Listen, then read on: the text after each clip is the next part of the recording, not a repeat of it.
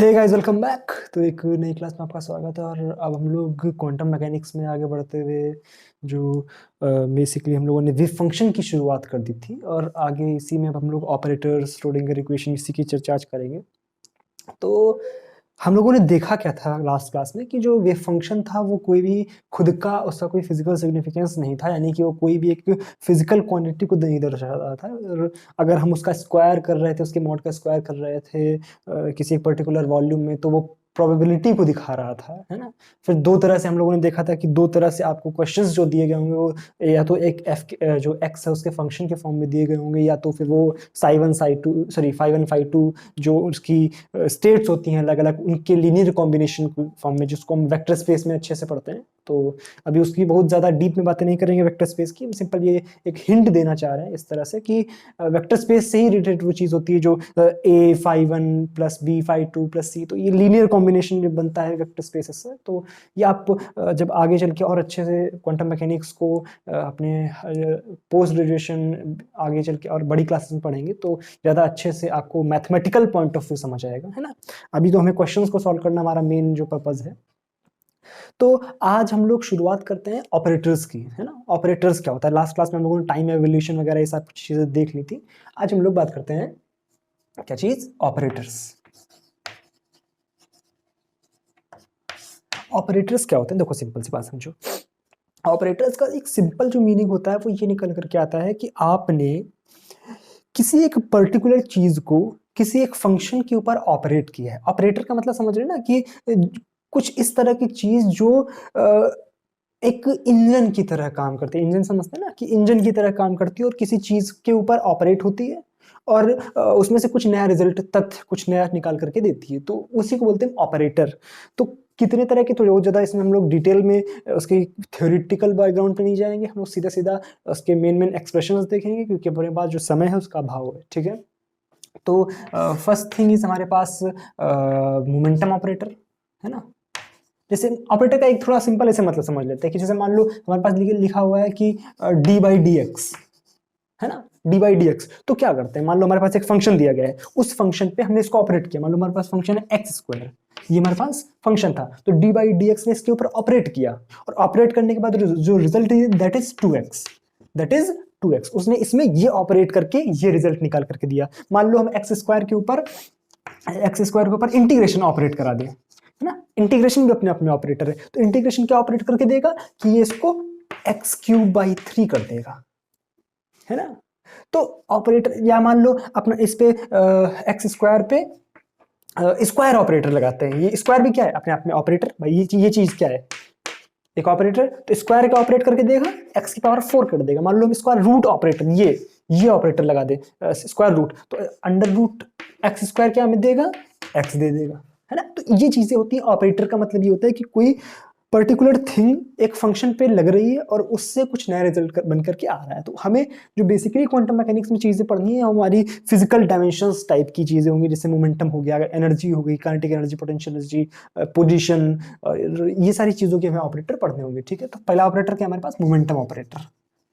Momentum operator, momentum operator जो होता है उसको, उसका जो ऑपरेटर होता है वो होता है हमारे पास -i(h) del by del x. यानी अगर हमसे बोला गया है कि इस पर्टिकुलर फंक्शन में मोमेंटम ऑपरेटर को ऑपरेट कराओ, तो हम इसको ऑपरेट कराएंगे। मान लो हमारे पास x² दिया गया है, x² एक फंक्शन है, ठीक है, तो हमें ये ऑपरेटर लगाना है, तो -i(h) del by del X. आपने सॉल्व कर लो, del by del X, x² को तो क्या आ जाएगा, -i(h) 2x, इस तरह से आ जाता है ना। दूसरी चीज क्या हमारे पास, kinetic energy operator. Kinetic energy operator, तो इसका जो ऑपरेटर होता है दैट इज h²/2m d² या डेल सिंपल लिख लो, ज्यादा अच्छा लगेगा, है ना। del² x² with minus sign, minus नहीं दिखाया मैंने यहाँ पर, -h²/2m और del² x², ये होता है हमारे पास काइनेटिक एनर्जी का ऑपरेटर। अगली चीज हमारे पास क्या है, अगली चीज हमारे पास potential energy. Potential energy, potential energy का जो ऑपरेटर होता है उसमें सिंपल करते क्या है कि मल्टीप्लाई करा देते हैं हम पोटेंशियल से, है ना, multiply by Vx। Multiply by V x, ये हमारे पास हो गया पोटेंशियल एनर्जी का ऑपरेटर। अगली चीज क्या, पोजीशन का ऑपरेटर।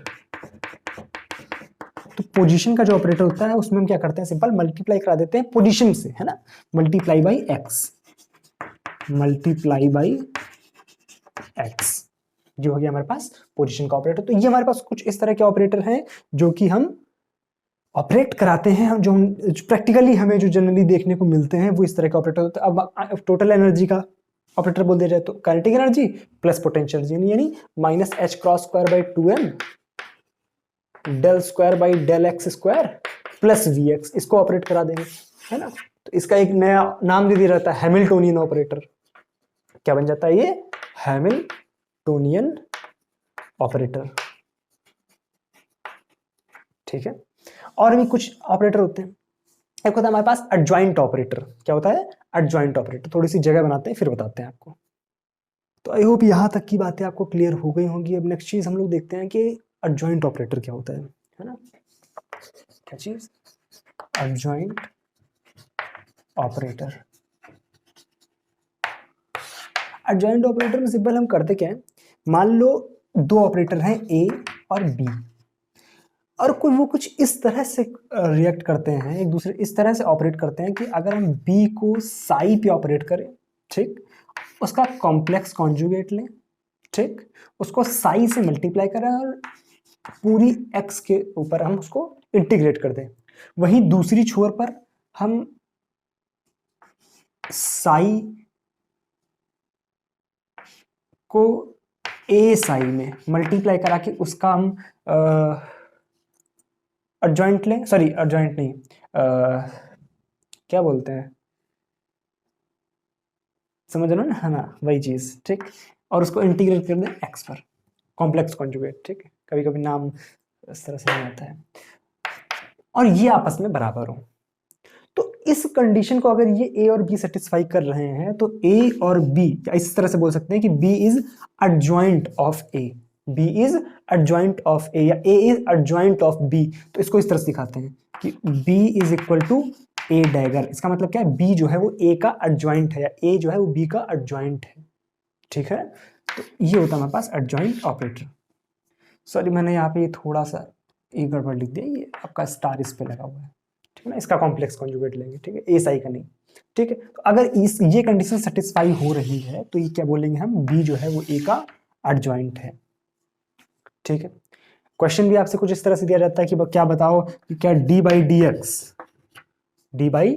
एक्स क्या ये एक एडजॉइंट ऑपरेटर है, और अगर है तो इसका जो हमारा एडजॉइंट होगा वो क्या होगा, है ना।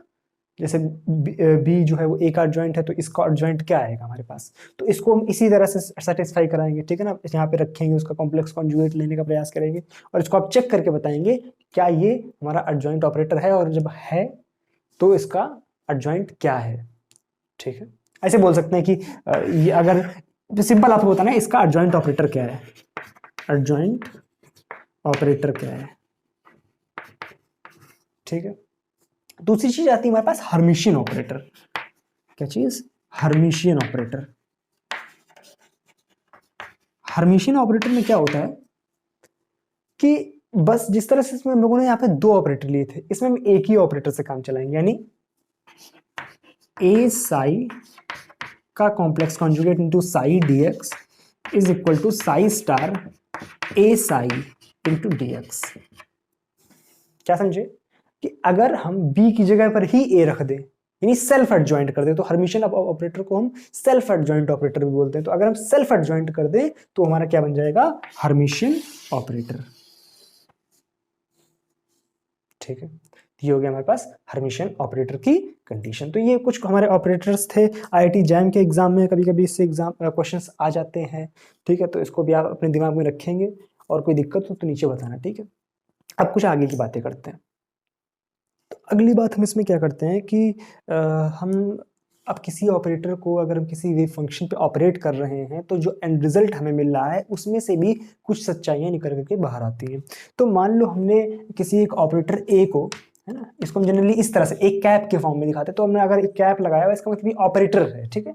अगर ए को हमने साई के ऊपर ऑपरेट किया है और वो कुछ इस तरह से दे रहा है कि उसने कुछ एक वैल्यू दी और साई हमारा उसी तरह से वापस मिल गया, है ना। अगर हमने ए को साई के ऊपर ऑपरेट कराया और ए नॉट हमारा वापस मिल गया और साई भी मिल गया, किस तरह से, जैसे मान लो हमने बोल दिया कि d by d x into e raise to power 2x, मान लो ये हमने सॉल्व करने के लिए बोला आपसे, तो आप क्या सॉल्व करोगे इसको, क्या आप 2 ई रेस टू पावर 2x आ जाएगा इसका डिफरेंशिएशन, इसमें कोई दिक्कत, डिफरेंशिएशन आता है ना, ठीक, गणित के स्टूडेंट हो कोई दिक्कत नहीं है। तो क्या अगर हम यहाँ पे देखें तो ये हमारा ऑपरेटर है डी बाई डी एक्स, हालांकि क्वांटम मैकेनिक्स में इसका कोई फिजिकल सिग्निफिकेंस नहीं है, लेकिन फिर भी एक एग्जांपल के तौर पर अगर देखें तो डी बाई डी एक्स को अगर हम ई रेस्ट पावर 2x के ऊपर ऑपरेट कर रहे हैं तो हमें ई रेस्ट पावर 2x यानी जो हमारा साई था वो एज इट इज मिल जा रहा है और उसके साथ में एक कांस्टेंट जो है वो हमें मिल रहा है। उसी तरह से इस इक्वेशन में हमने बात करी है कि अगर हम किसी ऑपरेटर को साई के ऊपर ऑपरेट करें और हमें साई एज इट इज मिल जाए, उसके साथ में किसी कांस्टेंट का एक गुणा लगा हुआ मिल जाए, एक मल्टीप्लाई किया हुआ मिल जाए, तो हम क्या बोलते हैं कि ये इक्वेशन जो है उस इक्वेशन को बोलते हैं आइगन वैल्यू इक्वेशन। क्या बोलते हैं, आइगन वैल्यू इक्वेशन, ठीक है। यहां पे साई को हम बोलते हैं आइगन फंक्शन, क्या चीज, साई को बोलते हैं आइगन फंक्शन, ठीक है। और ए नॉट को बोलते हैं, या जो हमारे पास निकल कर क्या ये जो क्वांटिटी निकल कर क्या ये है ए नॉट, इसको बोलते हैं eigen value of that particular operator, eigen value of the operator,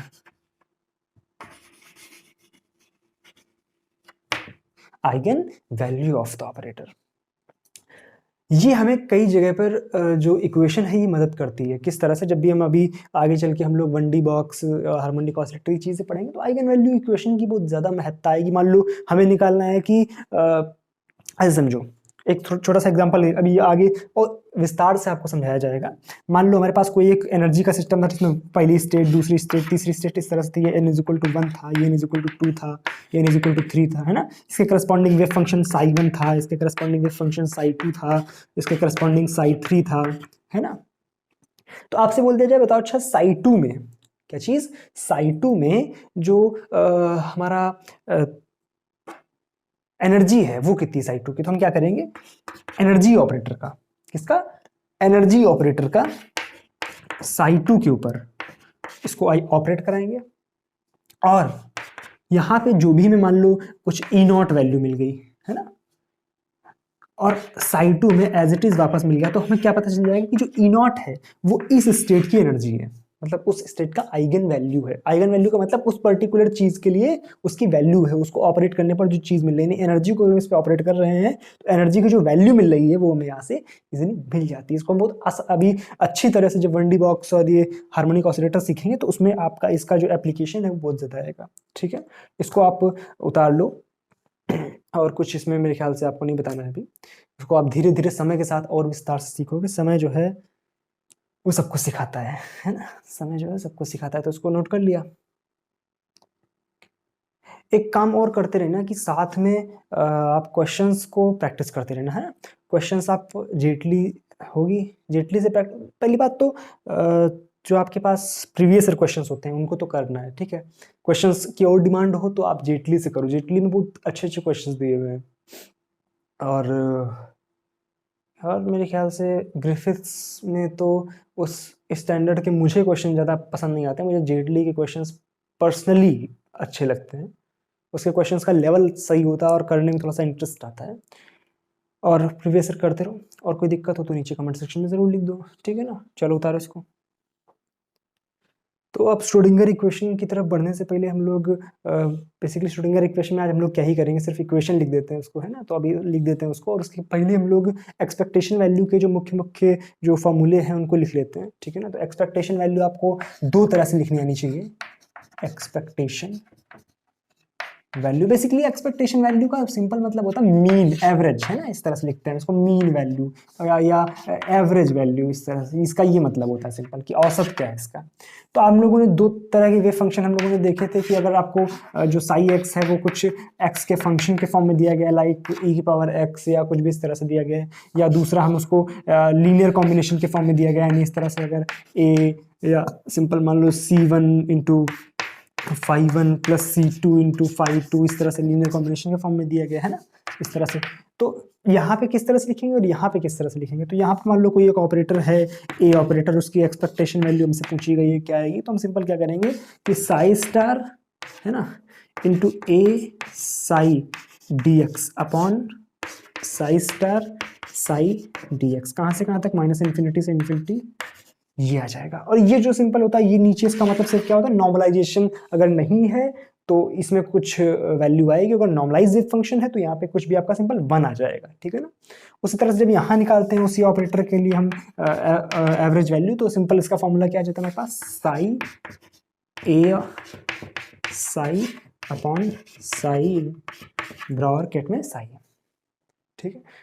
इसमें भी सिंपल इसका मतलब जो नीचे है उसका ये है कि अगर नॉर्मलाइज फंक्शन है तो ये 1 आ जाएगा, नॉर्मलाइज नहीं तो इसकी कुछ कांस्टेंट की वैल्यू आएगा। और ऊपर हमें किस तरह से करना होता है, मान लो मैं साई कुछ दिया गया है कि साई की वैल्यू है a इंटू साई, या सिंपल जैसे उसमें दिया गया है कि c इंटू साई 1 और plus C1 into Sai 1 plus C2 into Sai 2, इस तरह से दिया गया है। तो आपको सबसे पहले इसमें ए ऑपरेटर लगा देना है, तो क्या आ जाएगा हमारे पास, ए ऑपरेटर किस में लग जाएगा, C1 तो कांस्टेंट है ना, 5 1 में लग जाएगा, तो इसको इस तरह से C1 a 5 1 plus C2 into ए 5 2 है ना। तो ये ऑपरेट होकर कुछ वैल्यू देगा, अलग हो जाएगी, फिर हम लोग उल्टा साई लिखेंगे है ना, ब्रा में लिखेंगे, तो क्या आ जाएगा C1 into 5 1 plus C2 into 5 2, और बस इसका आपस में मल्टीप्लाई करा देंगे तो जो निकल के आएगा वो यहाँ पे आंसर हमारा बन जाता है। तो इस तरह से इसको सॉल्व करते हैं।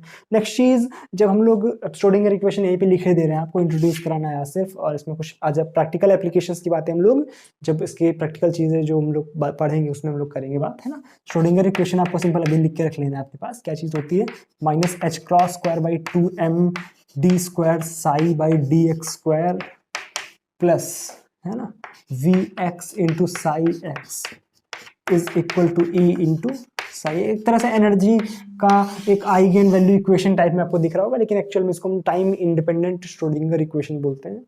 और ये आपके बड़ी काम की चीज़ है। तो इसको जिस तरह से आप न्यूटन्स लॉ पढ़ते हैं हम लोग मैकेनिक्स में, क्लासिकल मैकेनिक्स में, उसी तरह से क्वांटम मैकेनिक्स की जान होती है श्रोडिंगर इक्वेशन। इसके बगैर चीज़ें बड़ी दुर्लभ हो जाती हैं, बड़ी कठिन हो जाती हैं, है ना। तो इसको आप उतार लो अपनी भाषा में, थोड़ा सा लिख लिया करो, अगर संभव हुआ करे तो अपनी भाषा में थोड़ा थोड़ा लिख लिया करो, ताकि चीज़ें समझने में थोड़ी सी आसानी हो जाए, है ना। क्योंकि अगर आप अपनी भाषा में नोट्स बना लेंगे तो वो बड़ी हेल्प करेगा आपको। मेरे अगर आप नोट्स देखो तो उसमें आधी से ज़्यादा मेरी भाषा लिखी होती है हिंदी में प्रॉपर। ये नहीं देखता हूँ कि हिंदी में लिखना है कि इंग्लिश में लिखना है, जिस भी भाषा में मुझे समझ आया लिख दिया सिंपल, ठीक है ना। तो ये ध्यान रखो कि अपनी भाषा में जिस तरह से आप लिखना चाह रहे हो, इंग्लिश में लिखना चाहो इंग्लिश में लिखो, हिंदी में लिखना चाहो हिंदी में लिखो। 2-4 लाइनें लिखो खुद से कि क्या इसमें मुझे करना चाहिए, किस तरह के सवाल आने की उम्मीद है, वहाँ पे कुछ हिंट इस तरह से। तो नोट्स जो हैं वो अपने इस तरह से बनाओ कि भविष्य में आपके काम आए, ना कि सिर्फ वही किताब की तरह आप खोल के देख रहे हैं और पढ़ रहे हैं, उसका कोई औचित्य नहीं रह जाता है ना। तो नोट्स तो सिंपल इसी तरह से होते हैं कि रंग बिरंगे तो नहीं कहना चाहिए कि लोग किस तरह बिल्कुल पेन रंगने लगते हैं, कोई फायदा नहीं। रंगना चाहो रंग सकते हो, आपके लिए आसानी, कुछ लोग बताया कि आसानी हो जाती है, अच्छा 2-4 पेन रंग बिरंगे इस्तेमाल कर रहे हैं तो वो अपना पहचानने में, उनको समझने में आसानी हो जाती है। लेकिन मुझे तो क्या है, एक पेन मिल गया, हो सकता है पूरी कॉपी नीली हो सकता है पूरी कॉपी काली हो, 2 ही पेन होते हैं अपने पास, ठीक है। और ज़्यादातर मैं काले पेन से पूरी कॉपी रंग देता हूँ, मतलब रंगने का मतलब पूरी कॉपी एक ही पेन से हो जाती है।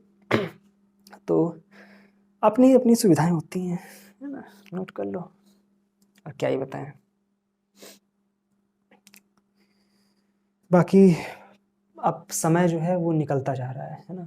अगर आप देखो तो नवंबर ख़त्म होने को आ गया, दिसंबर बचा, जनवरी तो आधी ठंडी में ही निकल जाएगी, दिसंबर का लास्ट और जनवरी की शुरुआत तो आधी ठंडी में निकल जाती। तो जैम का एग्ज़ाम आपका फरवरी में ही है ना, 13-14 फरवरी के आसपास एग्ज़ाम है, 13 फरवरी को शायद है इस बार, है ना। तो अभी से आपके पास लगभग ये नवंबर तो ख़त्म मान लो, है ना, और दिसंबर बचा हुआ है, इसके बाद जनवरी बची हुई, तो लगभग 2 महीने आप, क्योंकि उधर 10-12 दिन हटा दो, क्योंकि और इधर 5-6 दिन, तो वो तो आपका एक तरह से होता है ना कि बीच में इतने दिन तो चला ही जाता है समय, है ना। किसी दिन ये काम हो गया, किसी दिन वो काम हो गया। तो कोशिश करो कामों को थोड़ा सा एक तरफ आप करो, है ना। बहुत ज़रूरी काम तो करने ही पड़ेंगे, जो भी कोई आप छोटे बच्चे तो हो नहीं जो घर के काम आपसे हटा दिए जाएंगे, आपको काम तो करने ही पड़ेंगे जो भी होंगे इम्पोर्टेंट। और कोशिश करो कि ज़्यादा से ज़्यादा वक्त अपना पढ़ाई में दो, और दूसरी चीज़ों से बिल्कुल दिमाग हटा दो, क्योंकि दूसरी चीज़ों का कोई एक औचित्य नहीं बनता लाइफ में। ये सिर्फ सुनने में, देखने में अच्छी लगती हैं। और जहाँ तक बात करी जाए इस उम्र की, जो भी आप क्या, मेरी भी वही उम्र है, कोई बहुत बाबा आदम के ज़माने का नहीं हूँ, है ना। तो इस उम्र में थोड़ा-सा पढ़ाई में मन लगाना ही सबसे मेन इम्पोर्टेंट चीज़ है, क्योंकि बाकी चीज़ें तो सिर्फ होता है ना, छलावा है। समझने वाले समझ जाएँ, है ना। जो ना समझे वो पानी पी ले थोड़ा-सा और। तो कहने का मेरा जो मेन मकसद है वो ये है कि एग्ज़ाम आ रहा है और पढ़ना पड़ेगा, ठीक है। समस्याएँ कितनी भी हों, कितना भी रोना-गाना हो, कुछ भी करना हो, पढ़ना पड़ेगा। तो अब बातों को यहीं पे विराम देने का समय आ गया है, ठीक है ना। अब अगली क्लास में मिलते हैं, अगली क्लास में थोड़ा-सा अच्छे से पढ़ कर के आना, थोड़ा-सा इसके क्वेश्चंस को प्रैक्टिस कर लेना। कोई दिक्कत हो तो नीचे कमेंट सेक्शन में बता देना, ठीक है। चलो अब मिलते हैं अगली क्लास में, तब तक के लिए thank you so much, bye-bye.